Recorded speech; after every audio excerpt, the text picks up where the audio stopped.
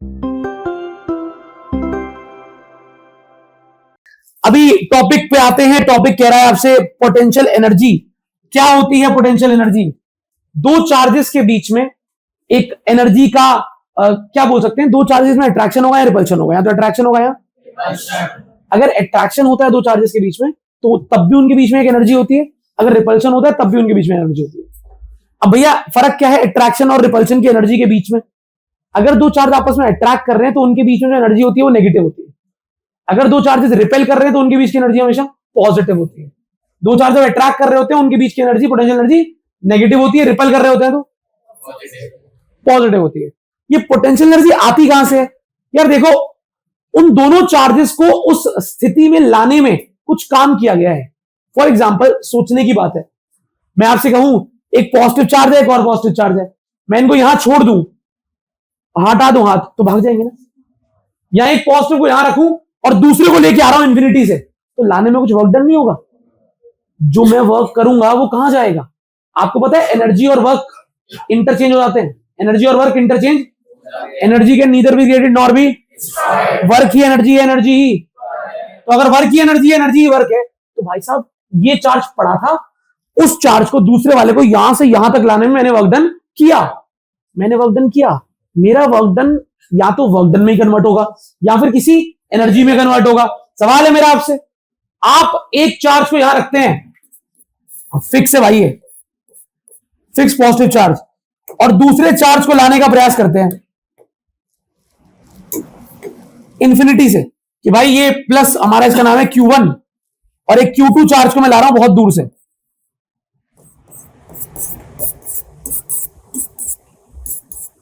तो उस Q2 charge को यहां तक लाने में R दूरी तक कुछ वर्क डन किया भाई हमने। हाँ वर्क डन किया। ये वर्क डन कहां गया?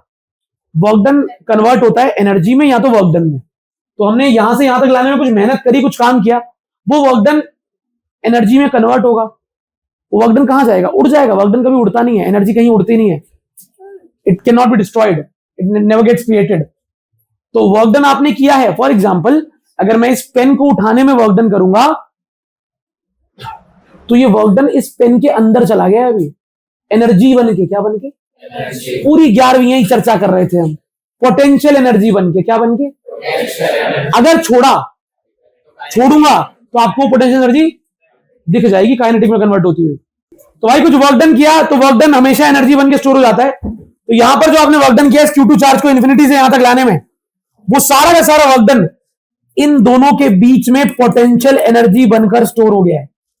अगर आप उस वर्क डन को देखना चाहते हो, उस एनर्जी का फील लेना चाहते हो, तो दोनों पॉजिटिव चार्ज हैं।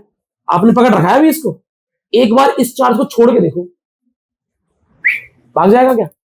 और भागने के लिए एनर्जी चाहिए। मतलब अगर ये खुद भाग गया हमारी बिना एनर्जी दिए, मतलब इस पर पहले से एनर्जी कहां से आई थी?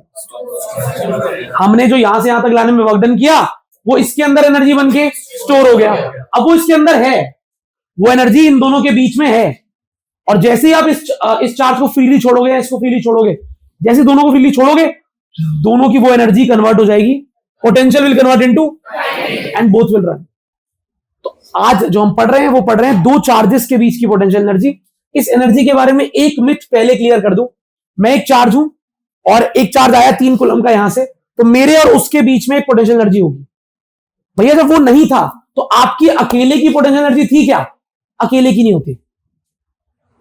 एक सिंगल चार्ज की इलेक्ट्रिक फील्ड होती है KQ/R²। एक सिंगल चार्ज की वजह से R दूरी पर पोटेंशियल होता है KQ/R। KQ/R इलेक्ट्रिक फील्ड होती है KQ/R² और पोटेंशियल होता है KQ/R। लेकिन एक सिंगल चार्ज की पोटेंशियल एनर्जी हमेशा दो चार्जेस के, सोचो मैं अकेला हूं यहां पे पॉजिटिव चार्ज और किसी ने आपसे कहा कि इस चार्ज पे एनर्जी है, आप कैसे बोल पाओगे? आपने बोल दिया हाँ है, तो उसने बोला ठीक है, इस पोटेंशियल एनर्जी को काइनेटिक में कन्वर्ट करके दिखाओ। अकेला पॉजिटिव चार्ज है, आपने उसे पकड़ रखा है, आप उसे छोड़ भी दोगे तो कहीं भागेगा? वो वहीं पड़ा रहेगा। एनर्जी है ही नहीं। एनर्जी हमेशा दो चार्जेस के, अकेले चार्ज की एनर्जी, गुप्ता एनर्जी हमेशा दो चार्जेस के बीच में होती है। एनर्जी हमेशा दो चार्जेस के अलग अलग एनर्जी नहीं होती। ठीक है, एनर्जी दो चार्जेस के बीच में होती है, एक सिंगल चार्ज की एनर्जी नहीं होती। और मान लेते हैं मैं एक चार्ज हूं और यहां पे एक 3 कूलम का चार्ज आया और उसके और मेरे बीच की एनर्जी है 15 जूल। कितनी? अब यहां पर एक और 3 कूलम का चार्ज आ गया उतनी ही दूरी पे, तो इसके और इसके मेरे बीच की एनर्जी भी होगी कुछ। तो इसके मेरे बीच की 15 थी, अगर 3 कूलम का एक और आ गया तो अब दोनों के बीच की 7.5 हो जाएगी।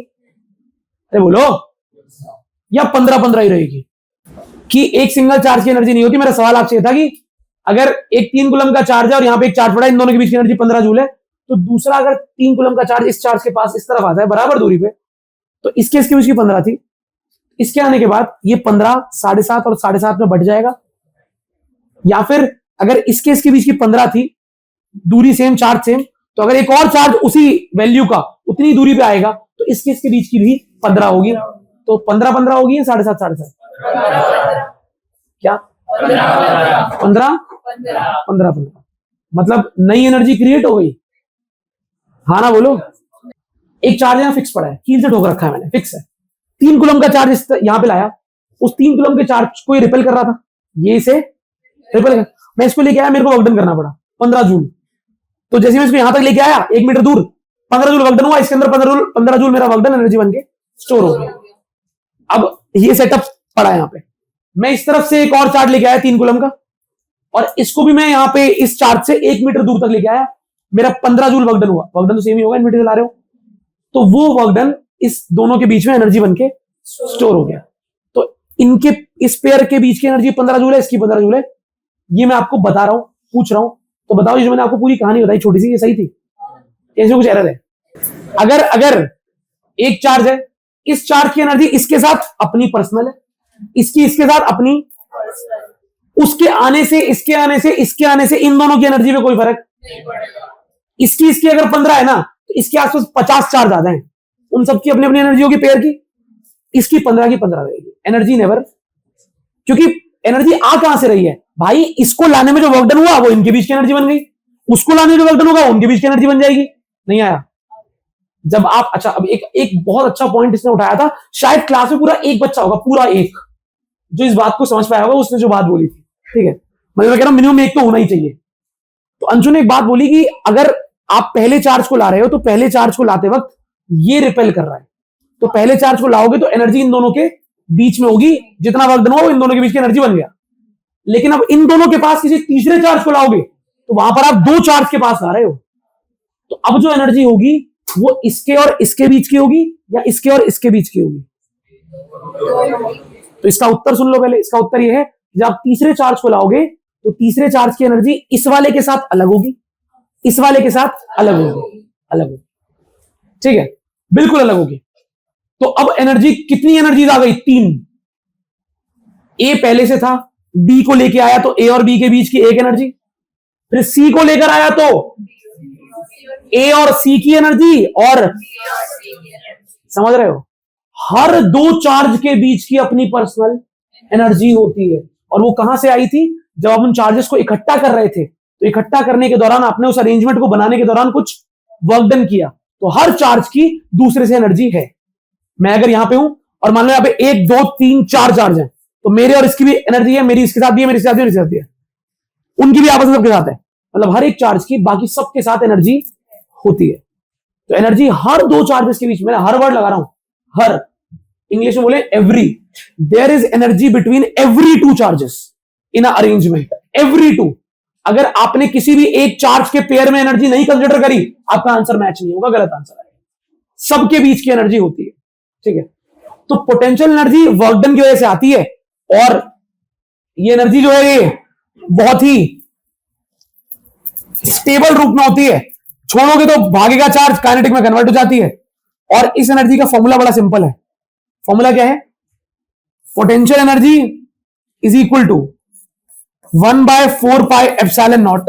पहले अरेंजमेंट बनाया था भाई, एक चार्ज है Q1, एक चार्ज है Q2, दोनों के बीच की दूरी R, तो इन दोनों के बीच में कुछ एनर्जी होगी ही होगी, चाहे दोनों पॉजिटिव हो चाहे दोनों, ये बता दिया मैंने कि अगर ये ऑपोजिट हुए तो एनर्जी नेगेटिव होगी, अगर ये सेम हुए तो एनर्जी पॉजिटिव होगी। अगर ये ऑपोजिट चार्ज होते हैं, opposite charge opposite charge opposite charge, opposite charge में पोटेंशियल एनर्जी होती है नेगेटिव, अट्रैक्शन हो रहा है ना इसलिए। और सिमिलर चार्ज में पोटेंशियल एनर्जी होती है पॉजिटिव, रिपल्शन हो रहा है इसलिए। तो वो तो आप चार्ज की वैल्यू पुट करोगे ना, एक प्लस का होगा एक माइनस का होगा, तो अपने आप आंसर माइनस में आ जाता है। तो फॉर्मूला क्या होता है, 1/4/ε0 Q1 Q2/R। ये फॉर्मूला है पोटेंशियल एनर्जी का। इसका पोटेंशियल। अब इसके बहुत सारे केसेस, बहुत सारी बातें, इसका एक छोटा सा डेरिवेशन जो मैं करा दूंगा आपको अगर मुझे जरूरत लगी तो, कि पोटेंशियल एनर्जी का डेरिवेशन क्या होता है। लेकिन ये फॉर्मूला है जो बड़े बड़े न्यूमेरिकल आपके निकाल देगा।